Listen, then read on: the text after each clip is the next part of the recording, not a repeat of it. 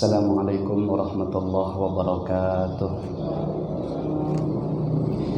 Astaghfirullahaladzim, astaghfirullahaladzim, astaghfirullahaladzim alladzi la ilaha illa huwal hayyul qayyum wa atubu ilaih. Bismillahirrahmanirrahim.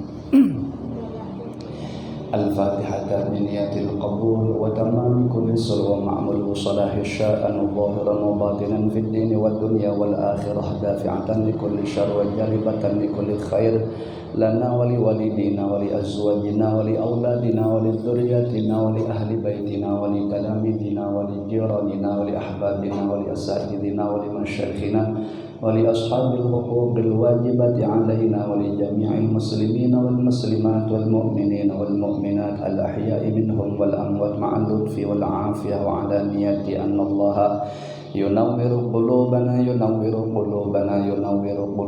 wa qalibana ma'al huda wat tuqa wal afaf wal maut ala dinil islam wal iman bila mihnatin wal imtihan bijahi sayyidi waladi adanan jami'atan li kulli niyatin salihah wa ziyadatan wa mahabbatan bi syarafil habibil mahbub wa khususan khasatan ila hadrati man nawainahum wa anta ta'lamu bihim wa bi asma'ihim radhiyallahu ta'ala anhum ajma'in wa a'adallahu alaina min barakatihim wa karamatihim wa anwarihim wa asrarihim fid dini wad dunya wal akhirah ala hadhihi niyat wa ala man nawahu aslafuna salihun wa li kulli niyatin salihah wa ila hadratin nabi sallallahu alaihi wa ala alihi wa sahbihi wa baraka wa sallam. Al-Fatihah.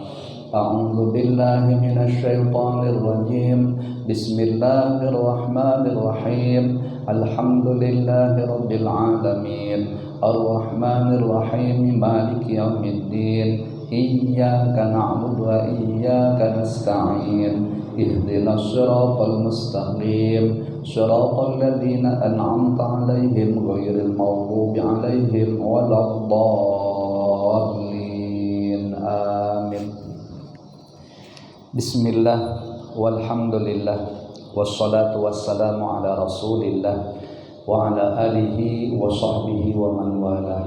Allahumma shalli wa sallim ala sayyidina Muhammadin miftahi babi rahmatillah adada ma fi ilmillah salatan wa salaman daimaini bidawami mulkillah wa ala alihi wa sahbihi adada kulli dzaratin alfa marrah wa la haula wa la quwata illa billah amma ba'da. Para asatidz yang hadir yang sama-sama kita muliakan, bapak-bapak, ibu-ibu, hadirin dan hadirat rahimakumullah. Menyambung kajian pelajaran kita yaitu kitab Al-Wasaya karangan Al-Imam Al-Habib Zain bin Ibrahim bin Zain bin Sumaid rahimahumullahu ta'ala wa nafa'ana bi ulumihim wa anwarihim wa asrarihim fid dharain amin. Bismillahirrahmanirrahim. Wa syurutu wujubi zakatil mali khamsatun. Adapun syarat-syarat wajibnya zakat harta benda itu jumlahnya ada 5. Jadi siapa saja yang memenuhi kelima syarat ini berarti wajiblah baginya mengeluarkan zakat, ya. Berarti mafhum mukhalafahnya kalau tidak lengkap, artinya tidak memenuhi syarat tersebut, ya berarti tidak wajib. Nah, di sini yang pertama disebutkan al-Islamu, Islam. Nah, kita alhamdulillah kita seberataan beragama Islam. Maka zakat tidak wajib bagi orang kafir sejak lahir, ya, karena tidak Islam. Cuman walaupun demikian, ya, akan tetapi orang kafir kelak di akhirat tetap diberi siksaan sebab tidak membayar zakat.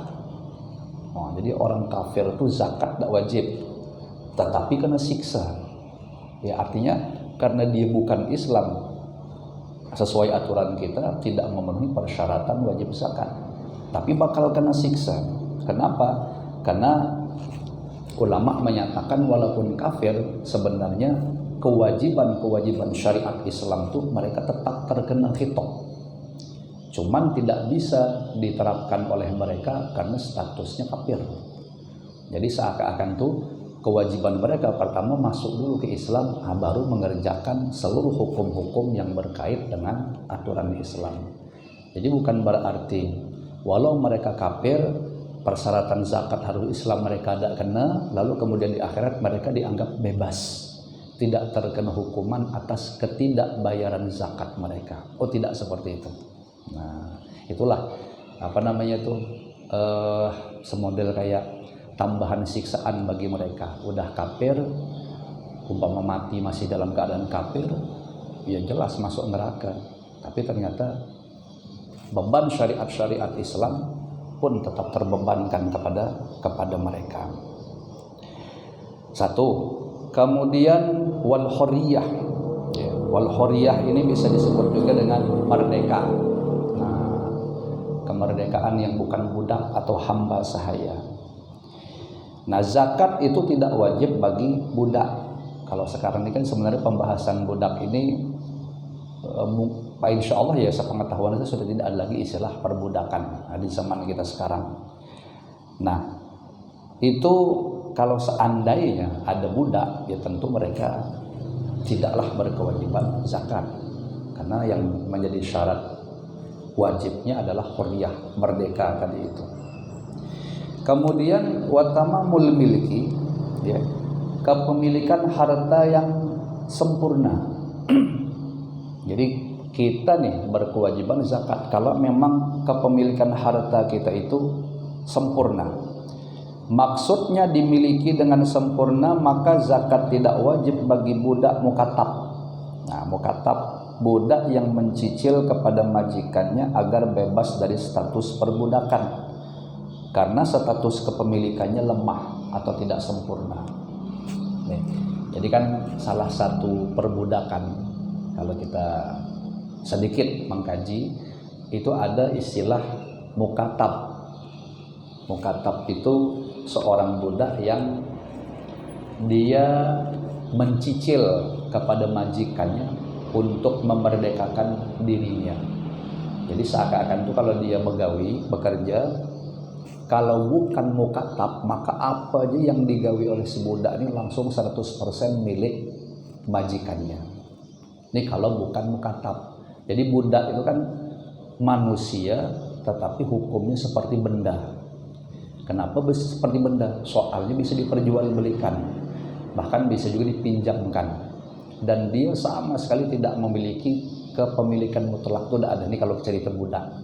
Nah, jadi apa jadi gawi, misalnya budak ini bekerja gitu ya, dapat duit. Nah, duit itu punya majikan. Itu kalau statusnya perbudakan. Nah, ada istilahnya mukatab di antara budak itu. Dia sudah menjalin semacam kayak kesepakatan kepada majikannya, bahwa kata majikannya kalau kau mampu bayar sekian, maka kau akan merdeka. Misalnya mampu bayar duit 10 juta misalnya, maka kau akan merdeka. Nah, dia kan tidak akan mungkin bisa dapat duit kecuali begawi tadi. Nah, hanya saja seakan-akan kepemilikan dia dapat duit tadi itu, duit dia didapat tadi, itu apakah nanti wajib dikeluarkan zakatnya? Nah, status kepemilikan budak mukatab tadi tidak sempurna, masih dianggap belum mutlak. Soalnya andaikan dia dapat pun masih nanti akan disetorkan kepada majikannya buat cicilan dia, memenuhi kesepakatan 10 juta itu tadi. Maka dia disebut tidak memiliki kepemilikan yang sempurna. Nah, berarti kalau macam-macam kita ini kalau punya duit kan, insya Allah bihaulillah wa quwwatihi disebut dengan kepemilikan yang sempurna. Kemudian wata'ayyunu kepemilikan yang berstatus tertentu pula. Jadi di depan ada bahasa kepemilikan sempurna, sekarang ada bahasa kepemilikan yang tertentu. Maka tidak wajib mengeluarkan zakat dari harta yang diwakafkan kepada jihah ammah, seperti diwakafkan kepada fakir miskin. Sedangkan harta yang diwakafkan kepada orang tertentu seperti pohon kurma yang diwakafkan kepada si Zaid, maka hasilnya harus dizakati jika mencapai 1 nisab. Nah, kan harta ini kalau kita mewakafkan, bisa aja kita wakafkan hanya kepada satu orang yang tertentu. Berarti dialah penerimanya. Nah, kalau begitu, karena dia nih jelas kepemilikannya hanya si Zaidnya aja, kewakafannya itu, berarti nanti kalau harta itu berkembang sampai banyak, sampai mencapai nisabnya, wajib dikeluarkan. Nah, soalnya kenapa? Sudah tertentu kepemilikan si Zaid. Tapi kan kalau misalnya kita wakaf ke masjid, kalau duit ini sebenarnya sudah diwakafkan, sudah tidak boleh lagi untuk apa namanya itu, istilah itu dikeluarkan zakatnya, karena milik Allah Subhanahu wa taala. Nah, cuman di sini disebutkan jihah ammah. Kita katakanlah misalnya ini milik bersama. Ini kebun milik bersama untuk kemaslahatan kaum muslimin muslimat. Nah, itu kan ada kan duit apa ya modelnya itu? Kolektif kah bahasanya itu? Kepemilikan bersama. Maka kita tidak akan mungkin bisa mengeluarkan zakatnya, soalnya kenapa? Ya karena tidak dimiliki oleh satu orang. Menyerahkan uang misalnya ke masjid untuk kas masjid. Nah, itu kan banyak duitnya. Cuman kan jihahnya ammah. Ya, ammah tuh kan duit masjid tidak mesti orang ngasih duit itu mesti untuk zakat. Mohon maaf, mesti untuk wakaf. Tidak mesti kan orang masukkan masjid, bisa jadi infak limaslahatil masjid, duit yang diberikan kepada kaum muslimin berbentuk semacam sumbangan tapi kemaslahatannya bersama. Nah, karena tadi itu kemaslahatan bersama berarti tidak tertentu kepemilikannya. Walaupun dia mencapai satu nisab, dia tidak bisa dikeluarkan zakatnya. Kenapa? Karena jihahnya tadi apa? Arahnya itu umum, ya, umum. Lain kalau diserahkan kepada satu orang. Ya, satu orang memang dia kepemilikannya, itu jelas wajiblah daripada zakatnya. Kemudian watayaqunul wujud ini diyakini atau nyata wujudnya, orang itu ada, ya. Nah, orang itu memang ada. Sehingga disebutkan zakat tidak wajib dikeluarkan dari harta yang masih diserahkan kepada janin yang masih berada dalam kandungan, karena tidak diyakini wujudnya atau hidupnya. Kan bisa aja calon anak ini sugih. Kenapa? Karena memiliki kedua orang tua yang sugih, yang seakan-akan dia sudah ada kayak niatan memberikan kepada anak itu kepemilikan harta yang begitu banyak. Nah, cuman karena statusnya masih berada di dalam kandungan, berarti tidak tayakun wujud, tayakunul wujud, tidak nyata masih wujudnya itu. Jadi seakan-akan dia memang harus ada orang itu. Nah, sudah nyata-nyata keluar, sudah nyata-nyata hidup, dia apa namanya itu pemilik hartanya jelas, ya orangnya ada begitu. Nah, maka wajiblah dikeluarkan zakatnya. Kalau masih di dalam kandungan, belum tayakun namanya, ya, belum nyata wujudnya. Nah, ini diantara syarat wajibnya zakat. Kalau umumnya kita alhamdulillah ya sudah sebagaimana yang biasa kita lakukan. Nah, cuman tinggal apa ya, pertolongan Allah Subhanahu wa taala, kita tuh ibaratnya tuh dibukakan apa tidak hati kita oleh Allah Subhanahu wa taala, sehingga kita tuh betul-betul menyadari yang namanya zakat tuh betul-betul menjadi kewajiban kita. Yang susah tuh kalau tidak sadar lalu kemudian enggan mau menjalankan syariat berupa kewajiban zakat. Karena Al-Habib Almarhum Al-Habib Salim bin Abdullah bin Umar Syatiri itu di dalam salah satu wasiatnya beliau menyatakan, andaikan setiap orang, ini kira-kira ya kata-katanya itu, andaikan setiap orang yang memiliki kewajiban zakat dari berbagai sisi yang dia miliki, nah, boleh jadi dari sisi harta benda emas perak, boleh jadi dari sisi tabungannya, duitnya, boleh jadi dari sisi tijarahnya, perbisnisan atau perdagangannya. Kan satu orang tuh banyak sisi-sisi ditariknya zakat tuh. Ya, dia punya kebun, yang kebun tentu diperjualbelikan, berarti sisi tijarah. Atau kali ini dia punya bisnis, usaha, punya toko, rundut tijarah, harta barang dagangannya itu. Nah, kalau dikalkulasi ternyata mencapai nisab, wajib juga sisi itunya. Nah, kalau setiap orang itu sadar akan pada dirinya itu memiliki beberapa sisi kewajiban zakat tadi, lalu kemudian dia betul-betul mengeluarkan zakat harta bendanya, ini seluruh orang Islam maksudnya, maka kata beliau, kata Al-Habib Salim, tidak akan ada lagi bahasa di dunia ini orang muslim yang miskin, ya. Yang miskin aja tidak ada, apalagi yang fakir. Artinya harta itu mesti akan berlimpah, merata kepada segenap kaum muslimin. Nah, asalkan tadi jujur, benar gitu, sadar bahwa aku ini memiliki kewajiban zakat. Tapi kalau bangsa kita nih kadang-kadang bisa mengakal-akali, ya, tak wajib zakat, atau jelas-jelas sadar sebenarnya dia sudah wajib zakat, tapi memang barangnya tidak mau, ya berarti tidak tersalurkan. Akhirnya banyak hak-hak kaum muslimin yang mestinya berhak menerima zakat jadi tidak dapat, karena yang berkewajiban tidak mau mengeluarkannya. Nah, yang terjadi sebagaimana yang sekarang kita rasakan. Nah, jadi kayak tuh kita nuduh tidak. Dari ungkapan beliau seperti bisa kita tangkap bahwa banyak umat Islam yang berkewajiban zakat tapi tidak membayar zakat. Nah, itu aja tuh kira-kira. Makanya tadi dikatakan dulu, tapi kan realitanya memang kita temukan sedemikian. Kalau bayar zakat aja semua, insya Allah rata-rata orangnya mapan, ya, artinya orang-orang muslim akan kaya lah. Kan kalau bahasa kaya itu kan seluruh kewajiban kebutuhan hari-harinya terpenuhi, itu disebut kaya itu, ya. Nah, kaya seperti itu, seperti zaman Sayyidina Khalifah Sayyidina Umar bin Abdul Aziz, ya, terhandle semua. Kemudian wala yamna'ud dain wujubaha sawaun kana halan amla min jinsil mali amla fi adharil aqwali li itlaqil adillatil mujibatil zakat wa li annahu malikun lin nisabi nafidut tasarrufi atsani yamna'u kama yamna'u wujubal haji mughnil muhtaj. Hutang tidaklah menjadi penghalang akan wajibnya zakat, baik hutang itu hal, artinya memang sudah sampai temponya, ataupun tidak. Jadi artinya ketika kita punya harta, yang harta itu sudah sampai satu nisab, artinya haji wajib dikeluarkan zakat. Namun di sisi lain ternyata kita ini punya hutang, ya.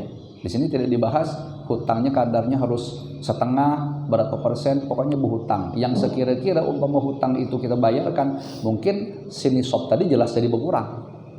Nah, apakah keberadaan hutang itu menjadikan kita jadi tak wajib bayar zakat? Kan sering tuh pertanyaan kayak begitu, ya. Aku udah ada wajib zakat, kata kawan. Ngapa? Aku berisi hutang. Yang hutang ini kalau aku bayarkan duit tidak cukup. Nah, ternyata beliau menyatakan keberadaan hutang itu tidak menjadi penghalang wajibnya bayar zakat. Artinya walaupun kita berisi hutang, kita tetap berkewajiban bayar zakat kalau harta kita memang mencapai satu nisab, ya. Samalah kasusnya kalau menghutangi, kan ada tuh posisi terbalik tuh. Duit kita ini banyak tapi tidak dipegang. Siapa yang megang? Orang yang minjam sama kita. Lalu seakan-akan kita bilang, nah karena duitnya dipinjam orang, berarti yang aku keluarkan ini cuman yang ada di tangan aku inilah, yang di tangan orang itu tidak dikeluarkan. Ya tidak kayak gitu juga, walaupun di tangan orang tetap dikeluarkan zakatnya. Kenapa? Karena ampunnya kita, cuman kita tidak memegangnya aja. Nah, hanya saja saya pernah dapat satu penjelasan tuh, kita nengok duit kita yang di tangan orang tuh, atau orang berhutang sama kita tuh, ada tidak kuat balik. Sekira-kira memang indikasi kuat, ada lagi bakalan balik. Nah, boleh tidak dihitung. Kenapa? Karena barangnya itu walaupun punya kita sudah ada harapan lagi seakan-akan itu kecil kemudian balik. Cuman ujung-ujungnya, andaikan orang itu ternyata mampu mengembalikan hutang itu kepada kita, maka kita wajib mengqadha'nya. Nah, itu yang saya dapatkan satu keterangan, ya. Kita hutang dah 10 tahun misalnya sudah nih, kawan dah balik-balikkan juga, ya udah kesimpulannya apakah kita itu mau kita masukkan dalam tambahan duit yang nak kita bayarkan zakatnya, karena tadi kecil kemungkinan tidak dimasukkan pun tidak apa-apa. Tapi kira-kira pas kalinya 10 tahun lebih dibalikkannya, nah berarti diqadha ini. Soalnya kenapa? Duitnya balik. yang punya kita sudah lawas, cuman dia aja megangnya, seakan-akan gitu. Nah, kalau yang kita bahas sekarang, kita yang berisi hutang, keberadaan hutang kita bukan menjadi penghalang wajibnya zakat. Baik dari sisi jenis harta benda, ya, duit lah kalau kita barang atau barang sama tuh. Di dalam paling azharnya kaul, ya, karena memang kemutlakan dalil mewajibkan zakat. Jadi kenapa tadi hutang itu tidak menjadi penghalang wajibnya zakat? Karena memang menurut kaul yang paling azhar itu, ya, yang paling jelas, kemutlakan dalil itu mewajibkan kepada zakat dan tidak ada bahasa hutang menjadi penghalang. Wali annahu malikun nisab nafidut tasarrufih, karena kitalah orang yang memiliki harta benda tersebut, walaupun sekarang duitnya di tangan orang berhutang sama kita, atau kitakah yang berhutang sama orang, ya. Nah, seakan-akan seperti itu juga. Nah, karena nafidut tasarruf, dan kita bebas mau mentasarrufkan harta itu, mau kita pakai apa kayak itu istilahnya, wewenang kita, karena kita memang pemilik harta tersebut, ya. Kita lah berhutang sama orang, kan kita lah yang ngaturnya tuh, duitnya duit kita seakan-akan jadi cuman hutang, ya. Nah, kita yang punya nisabnya sampai, itu yang menyebabkan diantara wajibnya zakat tadi. Ini pendapat azharil aqwal. Nah, sedangkan pendapat yang kedua, ini mungkin bisa juga dipakai kalau dipikir-pikir, ya, karena di sini beliau menyebutkan khilaf, ya. Wasani yamna'u kama yamna'u wujubal haji.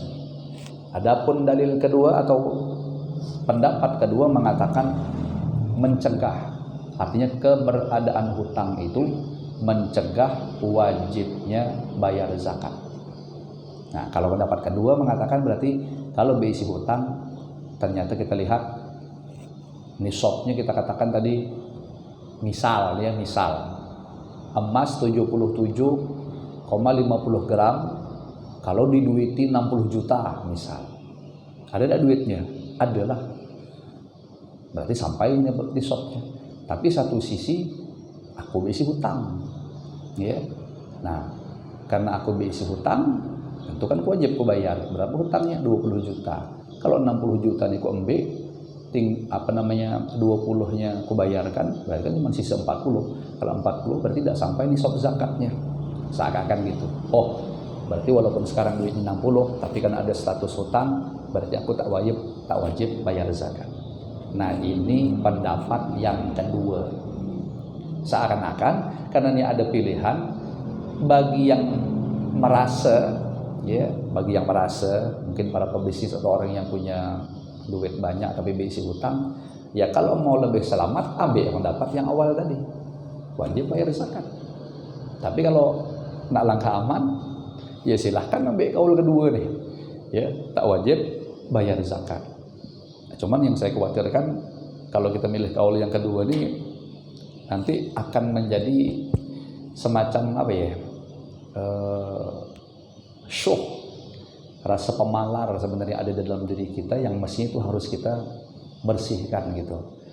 Ya kan, pemalar itu adalah orang yang memiliki beban kewajiban namun tidak mau menunaikan. Sedangkan untuk urusan sunnah aja sudah kita bisa cap pemalar, apalagi yang wajib. Yang mestinya wajib bagi kita lalu tidak kita tunaikan, mestilah kita akan dicap sebagai orang yang menahan harta. Nah, jadi kalau ditimbang-timbang yang lebih selamat tetap pendapat pertama tadi, ya. Walau dafa'a li faqirin wa syarata ayyaruddahu alaihi min dainin lahu alaihi lam yujzi. Seandainya seseorang itu menyerahkan harta kepada seorang fakir yang berisi hutang dengan dia, lalu disyaratkannya agar hendaklah mengembalikan harta yang diberikan zakat itu berbalik kepada yang memberi karena alasan untuk membayar hutang, maka yang demikian itu tidak dianggap mencukupi. Artinya zakatnya berarti tidak mencukupi. Ya mohon maaf ya, Contohnya misalnya si A ini sugih, kaya, dia menghutangi B. Nah, lalu si A ini mengatakan kepada B, disyaratkannya, aku serahkan nih duit kepada engkau, ya, zakat. Cuman nanti syaratnya kau balikkan lagi ke aku sebagai bayar hutang. Nah, kau pampi isi hutang sama aku kasihlah zakatnya nih. Tapi bayar ya hutang nih, dipersyaratkan sedemikian. Lam yujzi. Maka ujarah Habib Zain di sini tidak mencukupi itu. Tadi tidak mencukupi sebagai bentuk pembayaran zakat. Karena ada persyaratan tadi harus dibalikkan lagi dengan alasan membayar hutang. Nah, jadi hati-hati. Wa in dafa'a ilaihi biniyati annahu yaqdihi minhu au qala iqdi mali li'u'tiyakahu zakatan, ya, au qala al madyun a'tini li'aqdiyakahu jaza wala yalzamu al wafa bih. Nah, kalau kasusnya dibikin lain macam mana? Ini akan ada nuansa sedikit perbedaan yang halus, ya, kita perhatikan. Ini selanjutnya nanti hukumnya boleh. Andaikan dia menyerahkan harta tersebut kepada fakir tadi, si A atau menyerahkan kepada si B, cuman niat, ya, dengan niat bahwasanya dia akan membayarkan hutang itu dari harta yang diberikan. Kali ini kan tidak mempersyaratkan, tapi berniat seakan-akan kayak ngasih, mudah-mudahan mungkin dibayarkannya nih, duit yang ku kasih nih, seakan-akan untuk bayar hutangnya. Ini ku kasih ini zakat, tapi kemudian mudah-mudahan aja dianya nanti bayar duit itu zakatnya. Kalau yang macam itu boleh, ya, jadi tidak mempersyaratkan. Atau yang kedua, iqdimali, ya, li'u'tiyakahu zakatan. Seakan-akan kalau bahasa kita tuh, yuk bayarkanlah harta bendaku itu, nanti aku akan memberikan engkau zakat. Jadi seakan-akan tuh bayar hutang, nanti aku kasihlah zakat. Nah, seakan-akan gitu. Nah, ini kalau yang macam ini boleh juga. Atau contoh selanjutnya disebutkan orang yang dihutangi itu berkata, berikanlah aku harta supaya aku nanti bisa membayarkan zakat tuh. Berikan aku harta, berarti mungkin seakan-akan dia minta kepada orang yang menghutang itu supaya ngasih dia duit zakat yang nanti aku bayarkanlah itu sebagai hutang gue tuh. Nah, kasih aku zakat, nanti aku bayar hutang kau, seakan-akan begitu. Nah, yang demikian itu jaza, boleh, ya boleh. Cuman wala yalzamu al wafa. Di sini disebutkan ujungnya tidaklah wajib untuk memenuhi yang disebutnya itu tadi. Artinya sekali kawan ngasih zakat tidak ada di sahurnya misalnya hutangnya, ya dibunguli kawan misalnya gitu. Nah, ada wajib bagi dia tadi. Cuman dia boleh aja mengatakan demikian. Kalau bahasa jaza ini berarti andaikan tadi si yang menghutangi itu mengeluarkan hartanya, dikasihnya memang kepada si B tadi, kepada fakir tadi, zakatnya selesai, gitu nah maksudnya. Zakatnya itu selesai, kewajiban zakat dia sudah terpenuhi. Cuman bagi yang berhutang tadi aja seakan-akan tidak wajib memenuhi untuk membayarkan hutang tadi, sekira-kira memang dia dalam kondisi fakir, artinya kan masih butuh, apalagi mungkin temponya belum jatuh. Karena kan kalau bahasa hutang tuh kadang-kadang juga memandang sisi tempo yang akan disepakati waktu sebelumnya itu. Nah, kalau kasus hutang nih, ya mohon maaf lahir batin ya, di wadah kita nih seliweran gitu, masalah hutang piutang yang tidak balik. Ada yang sampai puluhan juta, mungkin sampai ada yang ratusan juta. Nah, artinya macam mana ya? Banyak sekali di antara kaum muslim ini yang bakal memiliki tabungan gitu nah. Tabungan di akhirat yang bakal diambilnya ya haknya itu ya cuman di akhirat tadi. Kenapa? Karena duit kita bawa kabur orang begitu. Jadi banyak sisi pandangnya. Satu sisi ya kalau kita ikhlas, kalau kita ridha menerima takdir itu menjadi tabungan kita lah di akhirat. Nah, tapi jauh dari sisi lain pula kenapa itu bisa terjadi? Nah, bisa jadi faktornya itu justru mungkin ada pula hak-hak orang lain yang kita tahan, sehingga akhirnya Allah seakan-akan tuh membalasnya dengan sebagian harta kita ditahan juga oleh Allah Subhanahu wa taala melalui orang yang tadi berhutang yang kada bulik-bulik. Kira-kira ya, saya nuduh kada, tapi kira-kira aja. Coba aja seakan-akan direnung-renungkan. Kalau kita punya duit diambil sama orang, maksud saya diambil nih mungkin dia berhutang sama kita, lalu kemudian dibawa kabur, ya tidak dibalik-balikkannya. Nah kita kan jengkel tuh. Nah, tapi maksud saya sebelum jengkel kita itu hanya kita lampiaskan sehabis-habisnya kepada dia, coba kita disuruh merenung terlebih dahulu. Kali-kali aja gitu. Ada di antara hak-hak kaum muslimin atau hak Allah Subhanahu wa taala yang mestinya wajib kita keluarkan, mungkin karena kebodohan kita tahan-tahan. Akhirnya Allah ngambilnya dengan cara mengirimkan orang yang bawa kabur tadi itu. Ya. Nah, kira-kira tapi ya memastikan tidak. Wallahu alam. Wa amma masrifuz zakah fal asnafu tsamaniyatu al-madhkurah fi qoulihi ta'ala. Adapun orang-orang yang berhak menerima zakat, maka mereka adalah golongan-golongan yang berjumlah 8 golongan yang telah dituturkan di dalam firman Allah Subhanahu wa taala surah Taubat ayat 60. Innamas shadaqatu lil fuqara'i wal masakini wal 'amilina 'alaiha wal mu'allafati qulubuhum wa fir riqabi wal gharimina wa fi sabilillahi wa ibnis sabil. Ya.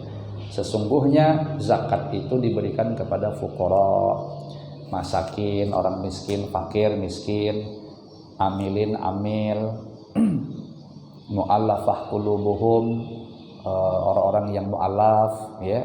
Kemudian riqab, nah, kemudian gharim, orang-orang yang itu banyak bisi hutang, kemudian sabilillah, kemudian ibnu sabil, sebagaimana yang sudah lazim lah di wadah kita. Dan biasanya tuh tidak pernah juga lengkap, ke-8 ini ada, mesti nanti ada golongan-golongan yang memang tidak ada. Nah, cuman yang ada tuh ya mohonlah seakan-akan kewajiban kita, kesadaran kita, apalagi ini hampir parak waktunya kan, 2 bulan lagi kan sudah memasuki bulan suci Ramadan.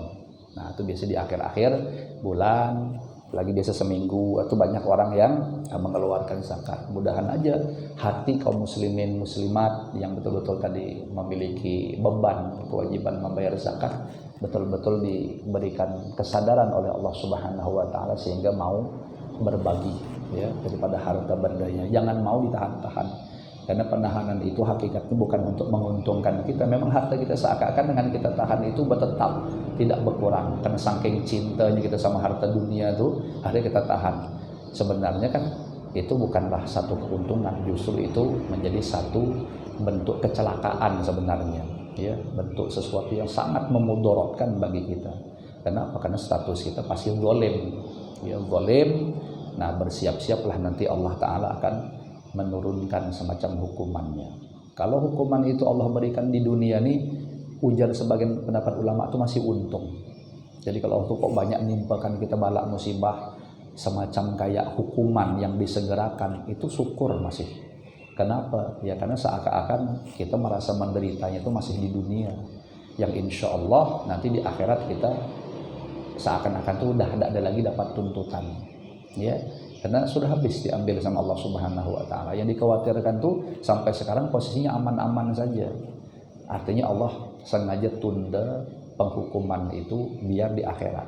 Nah, kalau sudah bahasa di akhirat, baru harus kita pertanggungjawabkan, baru harus kita terima hukumannya. Nah, itu bakalan berteruan gitu. Na'udzubillah tsumma na'udzubillah.